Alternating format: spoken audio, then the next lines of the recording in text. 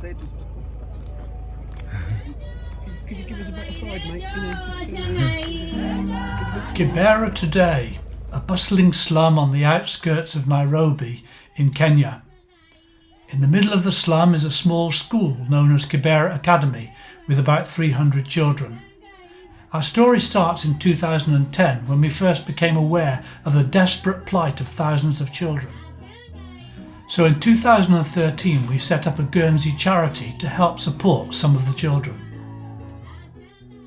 In the early days we could only access the school by walking along the railway line and through sewage covered alleyways. But that all changed in 2015 when a road was built through the slum. This has greatly helped access to the school as it passes right past the front gate. The school was in a poor state of repair when we first visited in 2010, and there was little food for the children. So we set about helping improve the infrastructure. We built a new kitchen and food store, and more recently new classrooms, with flushing toilets to replace the pit latrines. We had drilled a borehole in 2016, so the school had plenty of fresh water, but we also needed to provide the children with food. So in 2016 we purchased 11 acres of land about 25 miles from Nairobi at Embolei, a village near the small town of Kenyan, so that we could grow food for the children and provide a place for recreation and learning. Thanks to the generosity of Forest Methodist Church in Guernsey, we were able to purchase a tractor to begin cultivating the land. Guernsey's Overseas Aid Commission helped fund the construction of a dam and reservoir in 2018, in which we can store rainwater coming from the nearby hills in the 2 rainy seasons. And so we come to the dedication of the bungalow. 4 of us from Guernsey went to Kenya for the opening of a new bungalow built for the farm manager and his family.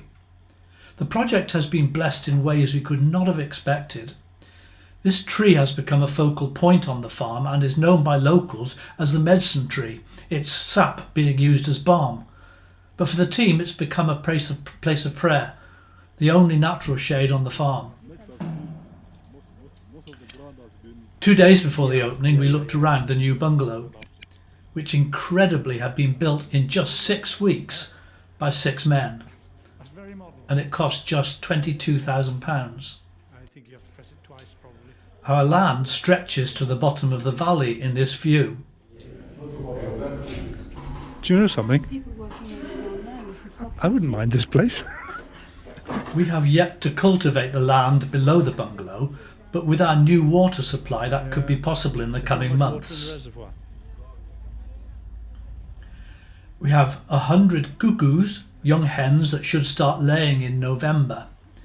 Evans, our farm manager, has reared them from a few days old. Eggs will either be sold or taken to the school, but we will have to be careful to introduce them into the children's diet gradually, as they only currently eat beans and maize.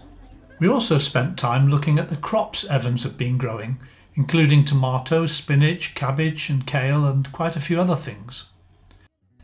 And so the big day came. The ceremony was a truly amazing experience with over 120 people attending, including over 50 from the Maasai community and a choir from Daystar University in Nairobi.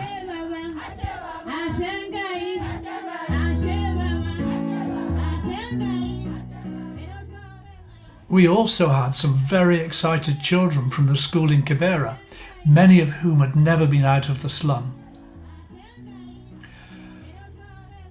Although only 25 miles away, it took the children 3 hours to get to the farm, courtesy of a bus kindly provided by Daystar University.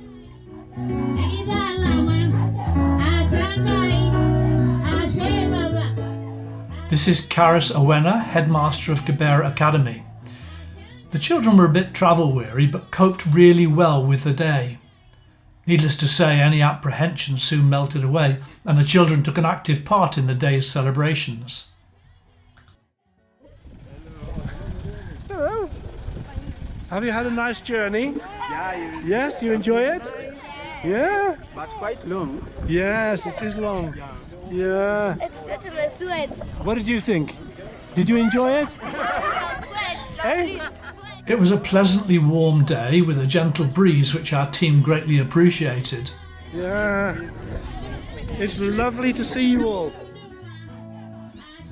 A group of Maasai, mostly women and children, had gathered at the gates as our children arrived. What an amazing sight this was, something we've been looking forward to for many years.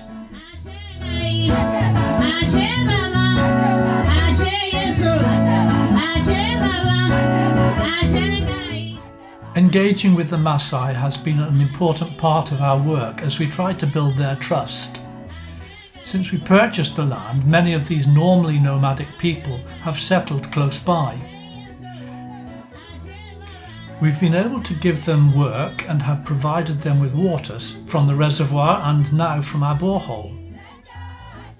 We sometimes fill dozens of jerry cans which the Maasai place on their long-suffering donkeys for the journey home. Some of these people travel long distances, but we are beginning to build relationships with these colourful people.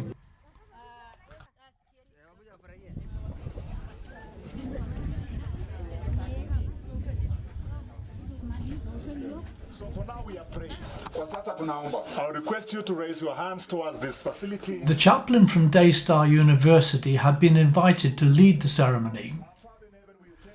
And while the Daystar choir sang, we were invited to cut the ribbon. It gives me great pleasure to cut this ribbon to open this beautiful house to the work of God. And then hordes of people crowded into the bungalow.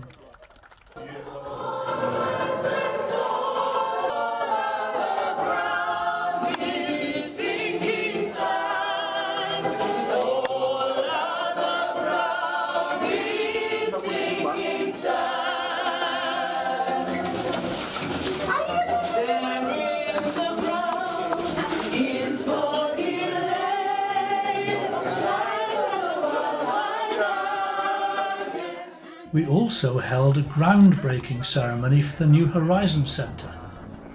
This will provide a gathering place where children from poor areas can come for recreation and education. It will also be used as a place for villagers and as a place of worship. A village elder, one of our Kibera girls, and a Maasai lady shared in the groundbreaking ceremony. This facility has been made possible with the very generous support of someone from Guernsey.